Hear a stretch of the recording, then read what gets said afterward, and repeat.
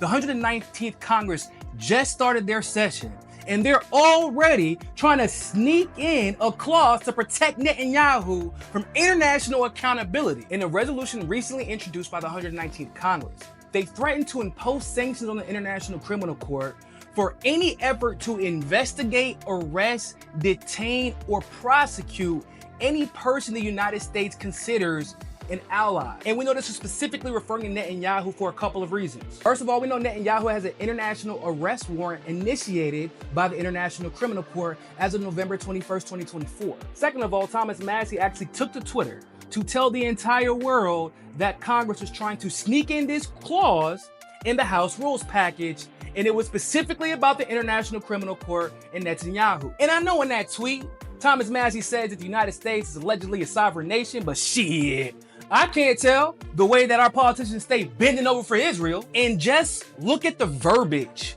of this clause. They make it explicitly clear that they're not concerned with innocence or guilt.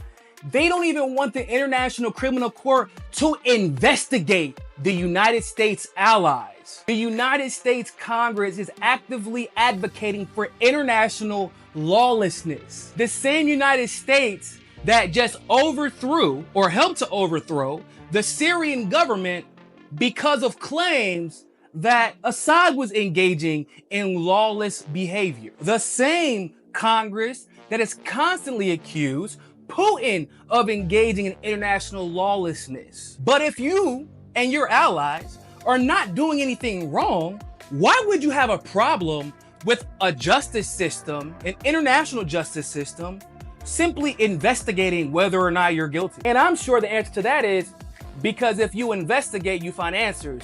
And when those answers are found, the international community knows exactly how evil you are, because that's exactly what happened with the International Criminal Court and Netanyahu. And the genocide Netanyahu and Israel are committing right now as we speak in Gaza. But in my opinion, this isn't even just about Netanyahu.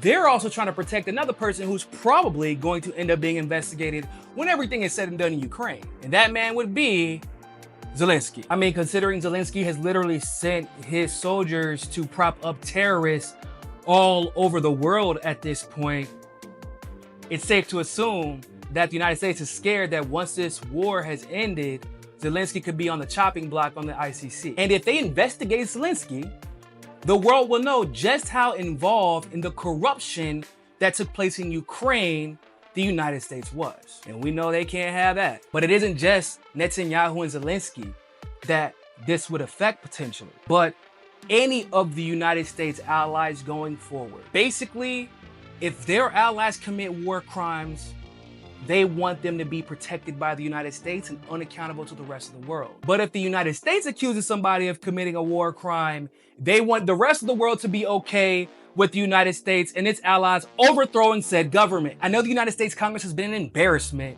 for probably longer than I've been alive. But to try to sneak in a law that would officially protect war criminals only because they're your allies, that's a new low entirely. And most of us wouldn't even have known if Thomas Massie didn't pull the mask off, which is even sadder that none of our liberal progressive allies decide to speak out against this. And this is why people are talking revolution now instead of voting your way out of this. Because there's no voting your way out of a Congress that wants to protect war criminals committing a genocide. And when voting in peaceful resolution is not possible, we all know what's inevitable.